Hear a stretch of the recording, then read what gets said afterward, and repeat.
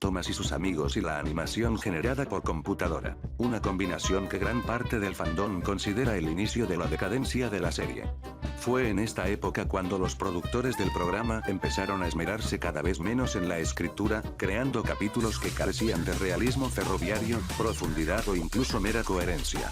Además, introdujeron un chingo de personajes nuevos que nadie recuerda, enfocándose únicamente en que la serie se convirtiera en comerciales de más de 10 minutos para promocionar mercancías y juguetes oficiales, para así seguir facturando en menores de edad y en los pobres infelices que crecieron con la serie clásica, quienes aún tenían la esperanza de que la serie volviera a ser lo que era.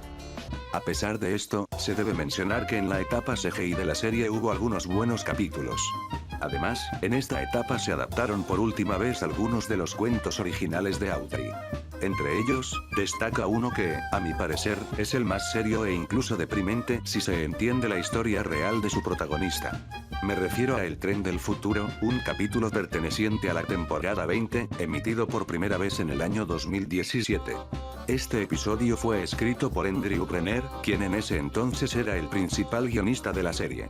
Y créanme, en este capítulo su influencia se nota bastante. ¿Quieres saber qué hace especial a este capítulo?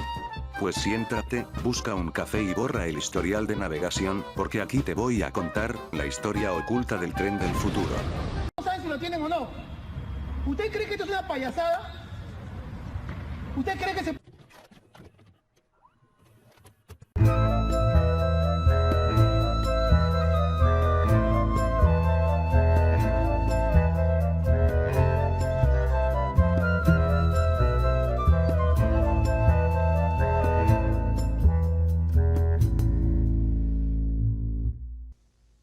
El capítulo comienza con la llegada de un inusual y veloz tren a la isla de Sodor, quizá uno de los trenes más rápidos que las locomotoras jamás habían visto.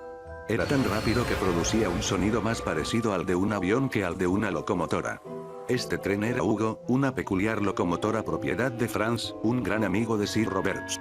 En palabras de este último, Hugo es un tren interesante, a lo que Hugo responde que utiliza diésel, pero su motor cuenta con una hélice. Como era de esperarse, los rumores sobre la llegada de Hugo y su diseño particular no tardaron en esparcirse por la isla, llegando incluso al inspector Gordo. Emocionado, este sube a bordo de Thomas para ir al castillo y conocer a tan extraordinario tren. Antes de partir, el inspector Gordo pronuncia una frase que, sin duda, refleja el futuro incierto de las máquinas en servicio, especialmente de las locomotoras de vapor. Nunca se sabe cuándo habrá una nueva idea que mejore el ferrocarril. Al llegar al castillo, Hugo impresiona a las locomotoras con su diseño y velocidad, tanto que el viejo Stephen exclama que Hugo es el tren del futuro. Sin embargo, el asombro pronto se transforma en preocupación, pues Hugo parecía tan moderno que Stephen comenta a las demás locomotoras que trenes como él podrían terminar reemplazándolos, tal como las locomotoras a vapor reemplazaron a los caballos, y el diésel destronó a las máquinas a vapor. Esa noche, las locomotoras experimentaron una especie de crisis existencial. No querían ser reemplazadas por trenes más modernos como Hugo. Incluso se plantearon que trabajar en el ferrocarril es lo único que saben hacer, y temían que eventualmente las enviaran al patio de la chatarra. La discusión se interrumpe cuando Hugo les pregunta si queda algún lugar en la cochera para dormir. Sin embargo, antes de que alguien pudiera responder, Gordon y James lo echan sin piedad. Ninguna de las locomotoras se atrevió a contradecirlos, aunque Percy fue el único dispuesto a cederle su lugar mientras entregaba el correo. No obstante, las otras locomotoras lo presionaron para que también rechazara a Hugo. Al día siguiente, vemos que Hugo tuvo que dormir en el patio de maniobras. En otras palabras, las locomotoras lo mandaron, básicamente, a dormir a la calle. Ante tales malos tratos, Hugo les pregunta a las locomotoras de vapor por qué lo odian. Thomas responde que es porque creen que viene a reemplazarlas. Hugo lo niega rotundamente y les explica que, en realidad, tiene una serie de defectos que lo convierten en una locomotora poco útil frente a ellas. Defectos que discutiremos más adelante. Más tarde, Hugo llega a la estación de Knapford, donde el inspector Gordo le informa que ha traído a unos pasajeros muy importantes que esperan que Hugo les dé un paseo de ida y vuelta a Bickerstone. Entre ellos se encuentran el señor Percival, Lady At, su madre, Iva y Llanos y el mismísimo Audrey, señores. Sin embargo, Hugo seguía triste por el trato que había recibido. Aunque no todo fue malo, ya que el capítulo finaliza con las locomotoras de vapor dándole la bienvenida con un coro de silbatos y bocinas, finalmente aceptándolo en la cochera de Tillmouth. Después de este resumen, seguramente dirán: pero Youka, la verdad es que la trama del capítulo es bastante estándar. ¿Cuál se supone que es la historia oculta? Bueno, para que entiendan mi punto de por qué este capítulo puede ser deprimente, necesitamos contexto.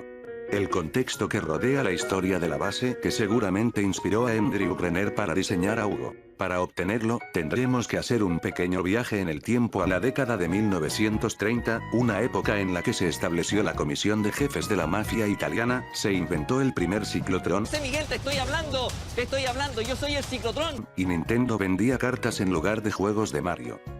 En 1929, un ingeniero llamado Franz Krukenberg diseñó una máquina que sería construida en 1930 por los ferrocarriles estatales alemanes. 3 años antes que cierto señor de bigote chistoso llegara al poder.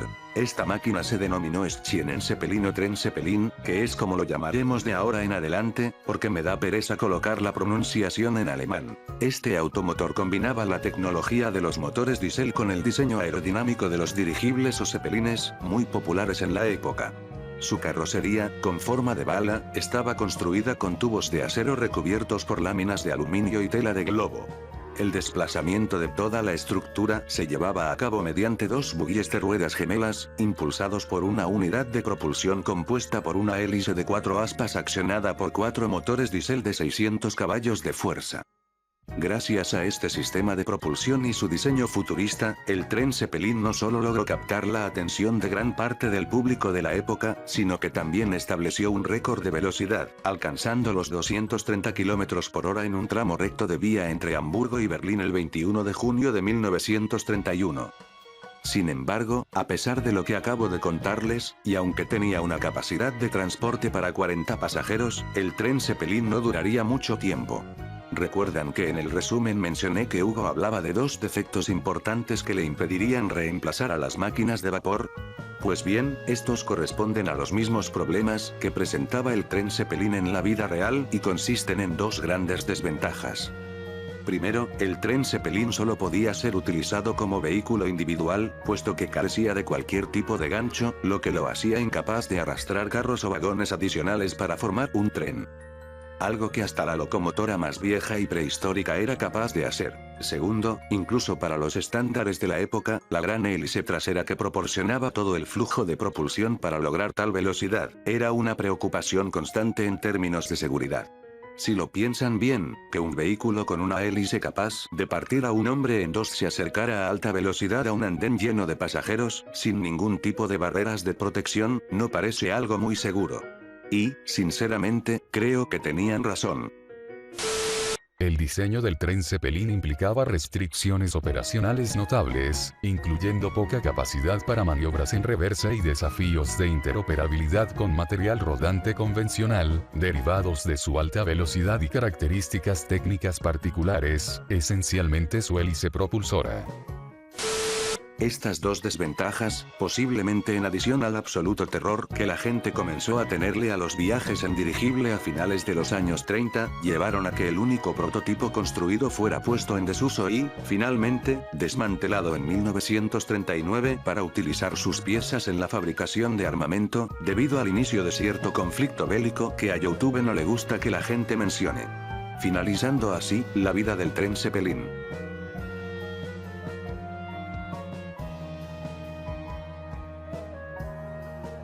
Después de conocer la historia del tren Zeppelin, es innegable pensar que Andrew Brenner incorporó muy bien los detalles de esta en torno al personaje de Hugo.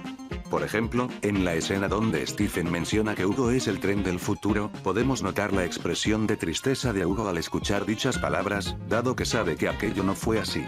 Incluso locomotoras más decrépitas y seniles resultaron ser más útiles que él. Si reflexionamos un poco más sobre el tema, y considerando la historia de su contraparte en la vida real, podemos intuir que Hugo no es más que un juguete que un millonario se pudo permitir. Este destino es compartido por muchas máquinas que fueron innovadoras en su época, pero que, con el paso del tiempo, quedaron obsoletas y solo escaparon del desguace gracias a algún coleccionista muy bien equipado económicamente para adquirirlas. Es innegable que la llegada del XI coincidió con un declive significativo en la calidad de la serie. Sin embargo, capítulos como este nos recuerdan que hubo un intento de volver a escribir tramas con cierta profundidad.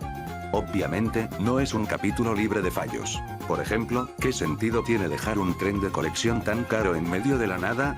Pero bueno, es el Reino Unido. Supongo que no enfrentan los mismos problemas que tenemos en esta parte del mundo. A pesar de ello, para mí, este puede ser el capítulo con el personaje original más trágico de la serie. Además, este sería uno de los últimos episodios decentes antes de llegar a la época que puso el último clavo en el ataúd de una serie que estuvo más de 20 años en emisión, pero eso es tema para otro video. Bueno mi gente, con eso ya hemos llegado al final de este video. Ya sé que ha sido prácticamente casi un año sin un nuevo vídeo, pero créanme que para alguien que ha estado los últimos 5 años tratando de obtener su jodido título universitario, hacer vídeos regularmente no es algo sencillo de cumplir. Por eso quiero agradecer a todos los suscriptores que siempre están y han estado allí esperando para ver mis vídeos, desde el fondo de mi corazón que les agradezco.